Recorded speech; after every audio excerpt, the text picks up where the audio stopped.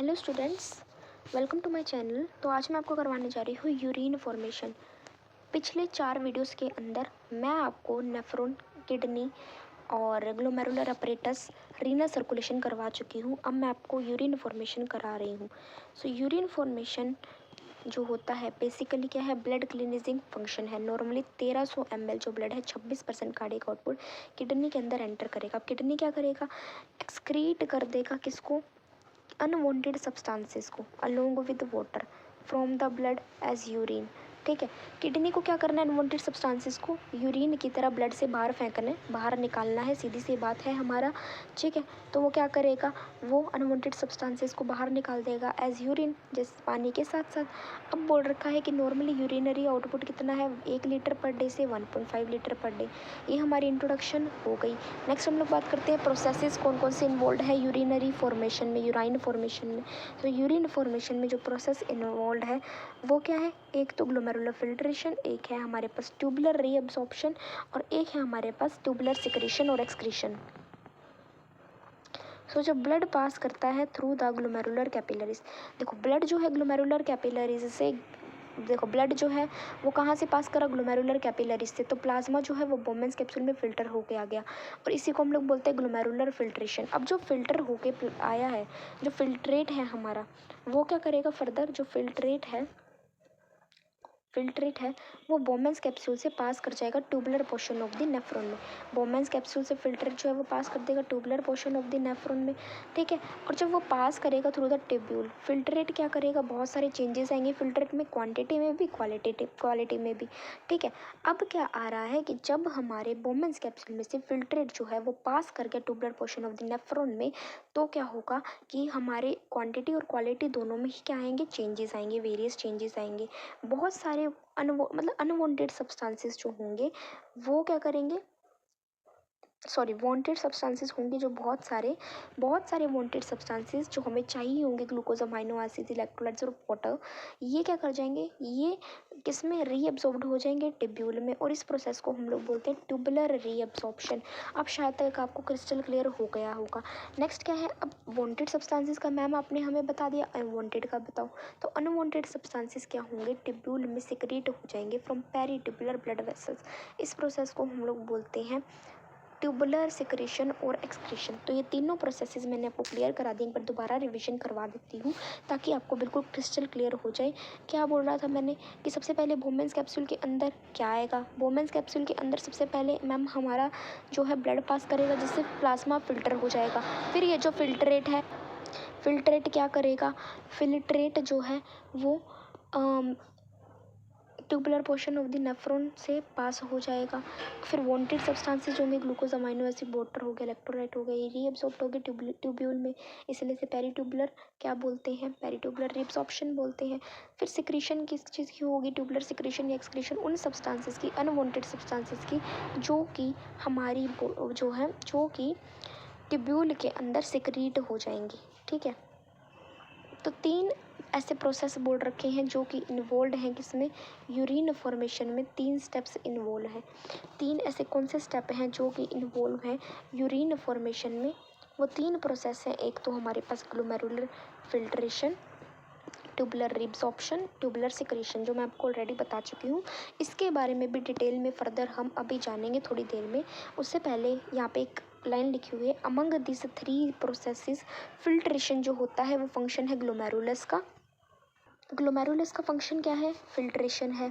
और जो tubular secretion और ट्यूबुलर रीअब्सॉर्प्शन है ना, ये क्या है, ये फंक्शन है tubular portion of the nephron के। यानी कि जो ग्लोमेरुलस का फंक्शन है वो कौन सा है, filtration. Glomerular filtration is the function of the glomerulus, while जो हमारा ट्यूबुलर रीअब्सॉर्प्शन है एंड ट्यूबुलर सिक्रीशन है is the function of the tubular part of the nephrons, tubular portion of the nephron का फंक्शन है। अब हम लोग बात करते हैं एक एक करके इन तीनों प्रोसेस की डिटेल में।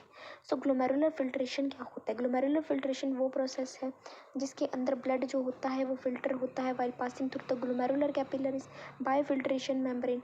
ठीक है, ब्लड जो होगा ग्लोमेरुलर कैपिलरीज से पास कर जाएगा, कौन से मेथड से, फिल्ट्रेशन मेम्ब्रेन, कौन सी मेम्ब्रेन से, फिल्ट्रेशन मेम्ब्रेन से पास कर जाएगा। ठीक है, और it is the first process of urine formation ये क्या है, ये यूरिन फॉर्मेशन का पहला स्टेप है। अब जो फिल्ट्रेशन मेम्ब्रेन है उसको स्ट्रक्चर इसी तरीके से बना रखा है कि वो फिल्ट्रेशन ही कर सके, क्या कर सके, फिल्ट्रेशन ही कर सके।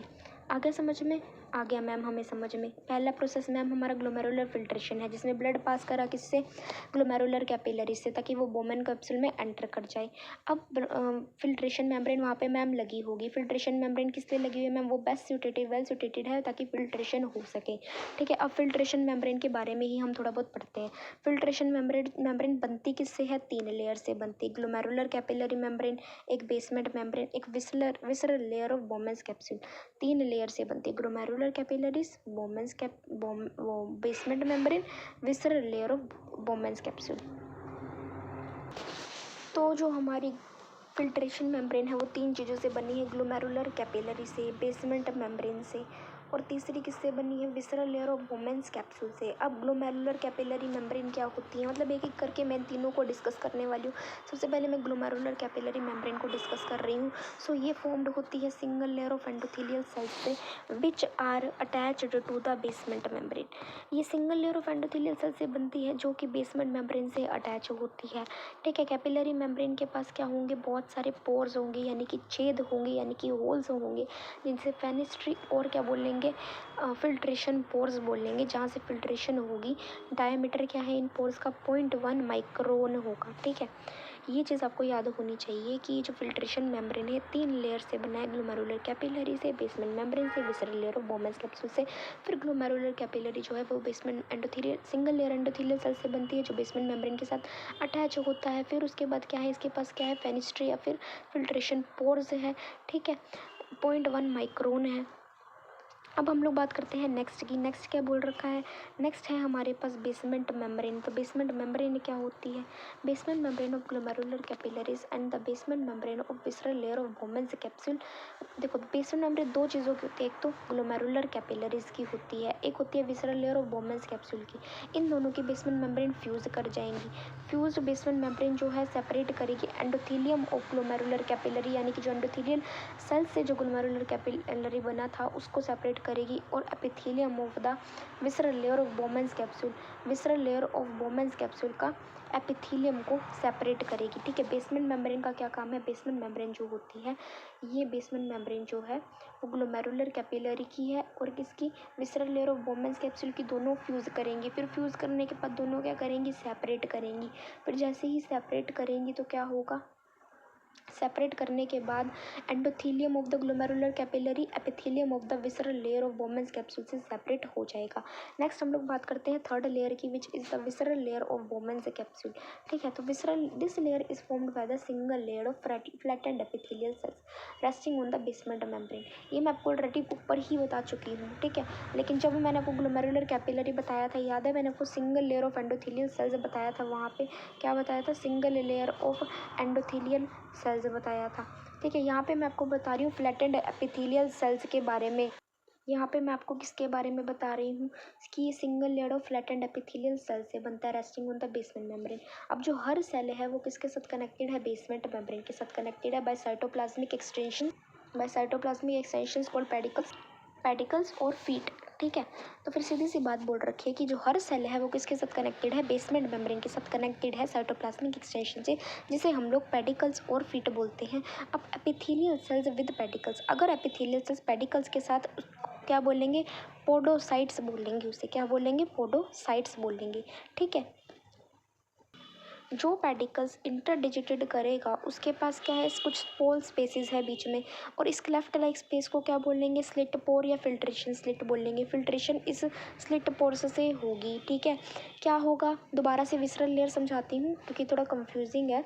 ये लेयर जो होती है फ्लैटेंड एपिथेलियल सेल्स से बनती है। फिर मैंने क्या बताया, हर सेल इससे किससे कनेक्ट होता है, बेसमेंट मेम्ब्रेन से, और उस सेल को क्या बोलते हैं, साइटोप्लाज्मिक एक्सटेंशन से, जिसे बोलते हैं पोडो पेडिकल्स और फीट। फिर क्या होगा, एपिथेलियल सेल्स पेडिकल्स के साथ पोडोसाइट्स बोलेंगे। फिर मैंने क्या बताया कि जो पेडिकल है उसके पास स्मॉल क्लेफ्ट लाइक स्पेसेस होंगे बीच में। ठीक है, इंटरडिजिटिंग करेंगे विद ईच अदर पेडिकल्स। ठीक है, फिर ये जो क्लेफ्ट लाइक स्पेस आएगा इसे हम लोग बोलते हैं फिल्ट्रेशन स्लिट या फिर स्लिट पोर। यहाँ से क्या होगा, फिल्ट्रेशन होगी। नेक्स्ट हम लोग बात करते हैं प्रोसेस ऑफ ग्लोमेरुलर फिल्ट्रेशन। ठीक है, सो जब ब्लड पास करेगा ग्लोमेरुलर कैपिलरी से, प्लाज्मा फिल्टर हो जाएगा बोमेंस कैप्सूल में। ये मैं आपको कितनी बार बता चुकी हूँ, all the substances of plasma filter हो जाएगा, लेकिन एक चीज़ फिल्टर नहीं होगी जो होगी प्लाज्मा प्रोटीन। प्लाज्मा से रिलेटेड सब कुछ फिल्टर हो जाएगा लेकिन प्लाज्मा प्रोटीन नहीं होगा। और ये जो हमारे पास फिल्टर्ड फ्लूइड आता है इसे हम लोग बोलते हैं ग्लोमेरुलर फिल्ट्रेट, जो फिल्टर हो चुका है।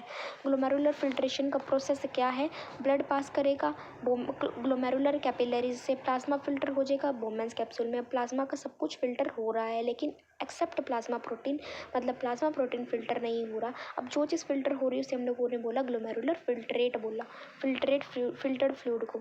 अब हम लोग बात करते हैं अल्ट्रा फिल्ट्रेशन की। अब ग्लोमेरुलर फिल्ट्रेशन को अल्ट्रा फिल्ट्रेशन बोलते हैं क्योंकि even the minute particles are filtered. Glomerular filtration क्या है, अल्ट्रा फिल्ट्रेशन है क्योंकि मिनट पार्टिकल्स भी फिल्टर्ड हैं but the plasma protein filter नहीं है। क्यों, क्योंकि लार्ज मोलिकुलर साइज है प्लाज्मा प्रोटीन का। प्रोटीन, ये जो प्रोटीन मोलिक्यूल्स है ये लार्जर है, तो स्लिट पोर जो होगी प्रेजेंट होंगी in the endothelium of the capillaries. अच्छा, स्लिट पोर हमारे पास इतनी सी होंगी लेकिन जो प्रोटीन का मोलिक्यूल होगा वो स्लिट पोर से भी ज़्यादा होगा, तो वो इससे पास ही नहीं करेगा। ठीक है, कहाँ से कहाँ पड़े होंगे सब कुछ, एंडोथेलियम ऑफ कैपिलरीज में। Thus the glomerular filtrate contains the substances present in plasma except the plasma proteins. ठीक है, सभी सब्सटेंसेस जो प्लाज्मा में प्रेजेंट होते हैं उनका फिल्ट्रेशन हो जाएगा लेकिन प्लाज्मा प्रोटीन का नहीं होगा। यही रीज़न है क्योंकि उसका प्लाज्मा प्रोटीन का साइज़ जो है वो स्लिट पोर से भी बड़ा है, इसलिए। ठीक है, ग्लोमेरुलर फिल्ट्रेशन को अल्ट्रेशन क्यों बोलते हैं, क्योंकि मिनट पार्टिकल्स भी इसमें से पास कर जाते हैं, फिल्टर हो जाते हैं लेकिन प्लाज्मा प्रोटीन नहीं होते। और क्यों नहीं होते वो रीज़न आप इसमें दे देना अल्ट्रा फिल्ट्रेशन में। ठीक है, अब हम लोग बात करते हैं next method of collection of glomerular filtrate. अब नेक्स्ट हम बात करते हैं method of collection of glomerular filtrate. अब ग्लोमेरुलर फिल्ट्रेट कैसे कलेक्टेड होता है एक्सपेरिमेंटल एनिमल्स में, मतलब आप क्या करो, माइक्रो पंक्चर टेक्निक इस्तेमाल करो, माइक्रो पिपेट लो, उसका इंसर्शन कर दो बोमेंस कैप्सूल में और एस्पिरेशन कर दो फिल्ट्रेट का, तो आपको फिल्ट्रेट जो है ग्लोमेरुलर फिल्ट्रेट मिल जाएगा। कैसे मिलेगा, माइक्रो पंक्चर टेक्निक को एक्सपेरिमेंटल एनिमल्स में लगाओ, माइक्रो पिपेट की इंसर्शन करो बोमेंस कैप्सूल में और एस्पिरेशन ऑफ फिल्ट्रेट हो जाएगा। अब हम लोग बात करते हैं नेक्स्ट की, जो कि है ग्लोमेरुलर फिल्ट्रेशन रेट। अब ये जो है बहुत इंपॉर्टेंट है, इस पर क्वेश्चन आता ही आता है। वैसे जो मैंने आपको ऊपर जो तीन बताए थे ना, ये जो तीन प्रोसेसेस बताए थे इन पे भी पक्का ही पक्का, पहली बात तो ये पूरा चैप्टर ही बेस्ड ही इन तीन चीज़ पे है, इन तीनों पे, ये भी पक्का आएगा ही विद डिटेल्ड एक्सप्लेनेशन। ठीक है, और ये भी ग्लोमेरुलर फिल्ट्रेशन रेट आएगा। सो ग्लोमेरुलर फिल्ट्रेशन रेट होता क्या है, total quantity of the filtrate formed in all the nephrons of the kidney in the given unit of time. मतलब है कि टोटल क्वांटिटी जो फिल्ट्रेट का है वो फॉर्म्ड हो जाता है दोनों किडनी के सारे नेफ्रॉन्स में in a given unit of time. इसे हम लोग बोलते हैं GFR, मतलब ग्लोमेरुलर फिल्ट्रेशन रेट। अब नॉर्मल GFR कितना है, 125 ml पर मिनट है या 180 लीटर पर डे। ये वैल्यू आपको याद होनी चाहिए, ये पक्का पूछी जाएगी। ठीक है, अब हम बात करते हैं फिल्ट्रेशन फ्रैक्शन की।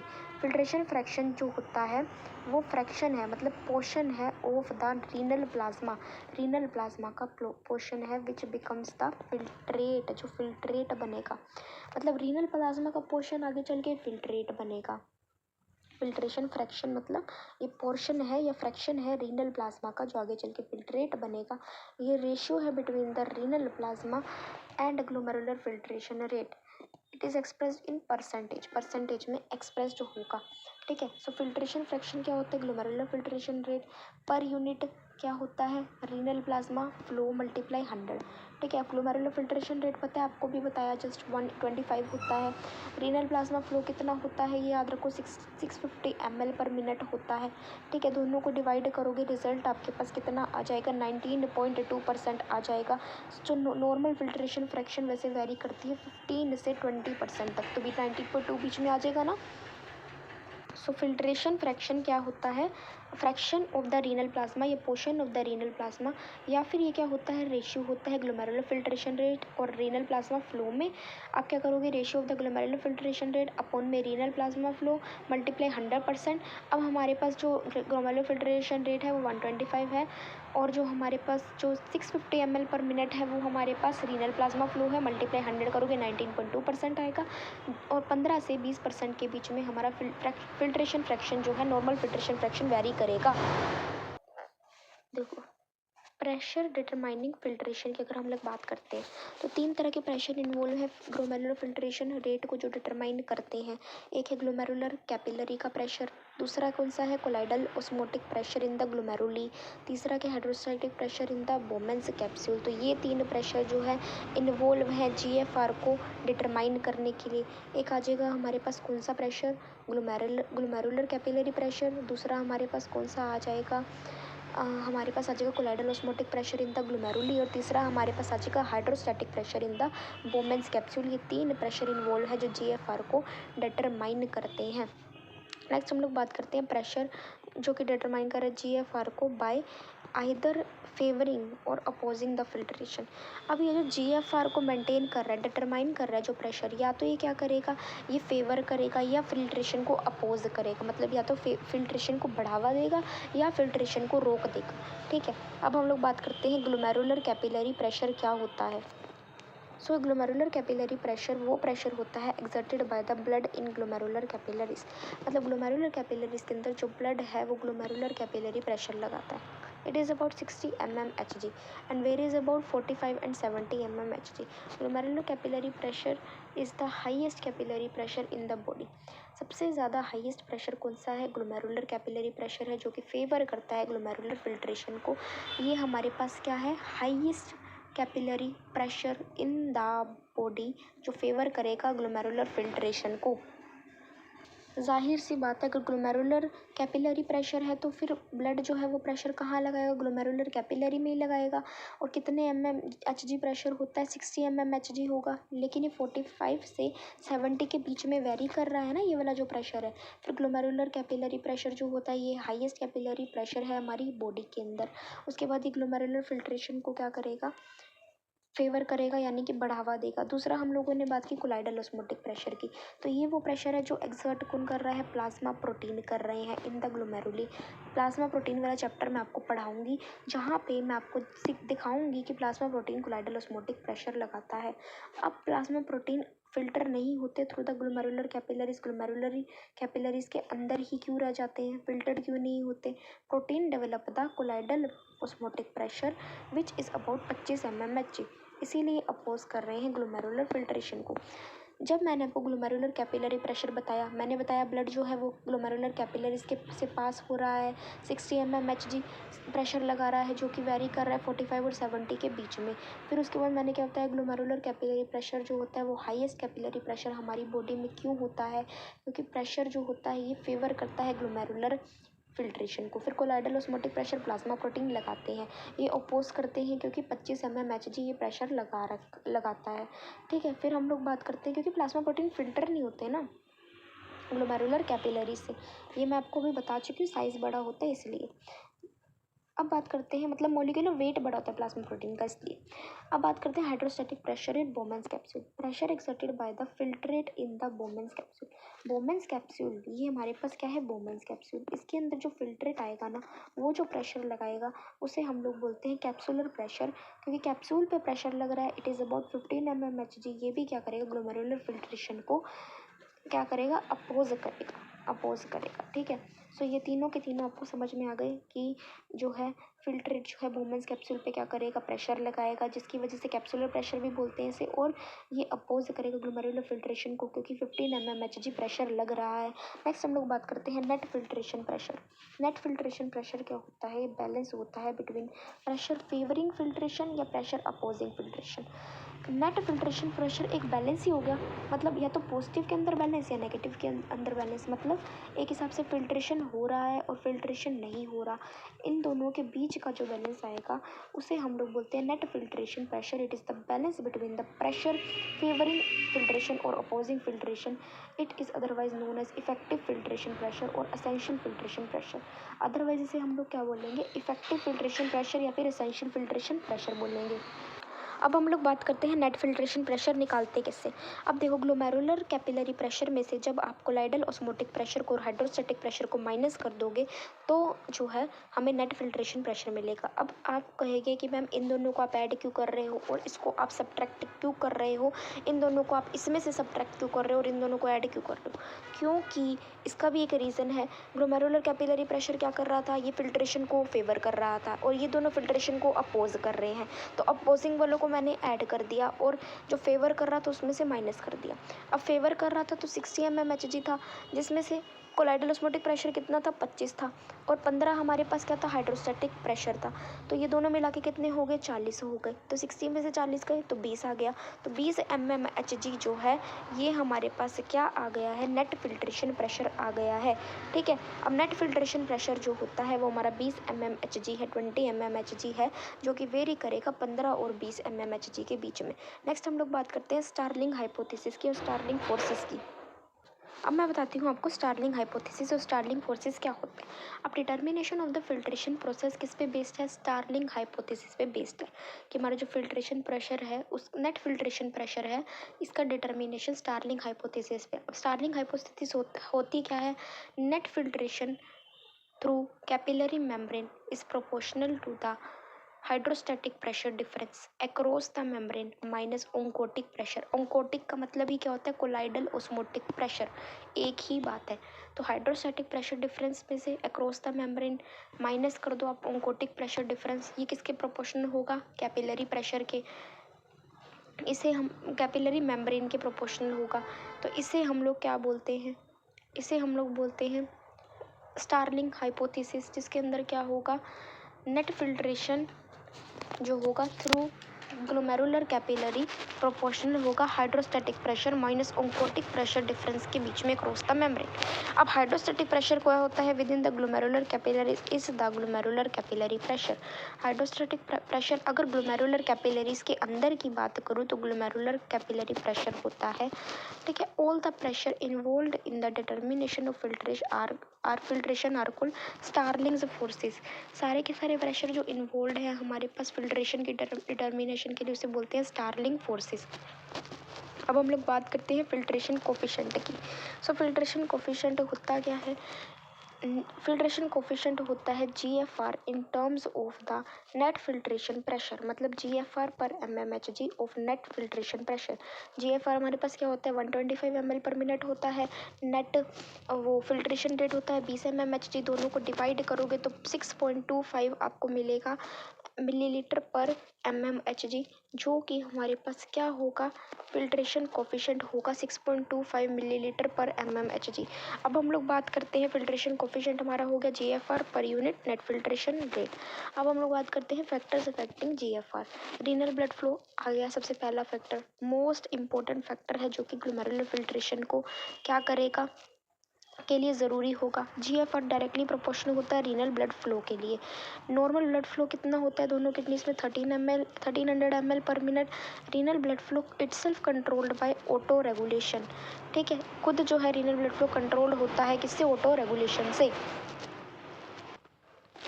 अब बात करते हैं हम लोग ट्यूबुलो ग्लोमुलर फीडबैक की। सो ट्यूबुलो ग्लोमुलर फीडबैक जो होता है वो मैकेनिज्म है जो कि रेगुलेट करता है GFR को through renal tubule and macula densa को। ठीक है, ट्यूबुलो ग्लोमुलर फीडबैक मैकेनिज्म एक तो GFR को थ्रू रीनल ट्यूब्यूल करता है रेगुलेट, और एक मैक्यूला डेंसा को। अब मैक्यूला डेंसा जो होता है जक्स्टा ग्लोमेरुलर एपरेटस का, ये मैं आपको जक्स्टा ग्लोमेरुलर एपरेटस करवा चुकी हूँ चैप्टर, चाहो अभी से मेरी वीडियो देखो और पूरा चैप्टर आपको वहीं पे क्रिस्टल क्लियर हो जाएगा। मैक्यूला डेंसा जो होता है जक्स्टा ग्लोमेरुलर एपरेटस का टर्मिनल पोर्शन में ऑप्टिक असेंडिंग लिम्ब, ठीक है, ये भी मैं आपको बता चुकी हूँ। Ascending limb, thick ascending limb के अंदर जो मैक्यूला डेंसा होगा, ठीक है, in the terminal portion of the thick ascending limb वो सेंसिटिव होगा to the sodium chloride in the tubular fluid, sensitive होगा सोडियम क्लोराइड का के साथ इन द ट्यूबुलर फ्लूइड। तो ट्यूबुलोग्लोमुलर फीडबैक मैकेनिज्म के अंदर क्या आ जाएगा, रीनल ट्यूब्यूल में GFR आ जाएगा, और क्या आ जाएगा, मैक्यूला डेंसा आ जाएगा। मैक्यूला डेंसा जो होता है थिक असेंडिंग लिम्ब के अंदर जुक्स्टाग्लोमेरुलर अपैरेटस का होता है, in the terminal portion of the thick ascending limb किससे सेंसिटिव होगा, सोडियम क्लोराइड से सेंसिटिव होगा। जब ग्लोमेरुलर फिल्ट्रेट जो होगा वो पास करेगा through the terminal portion of the thick ascending segment macula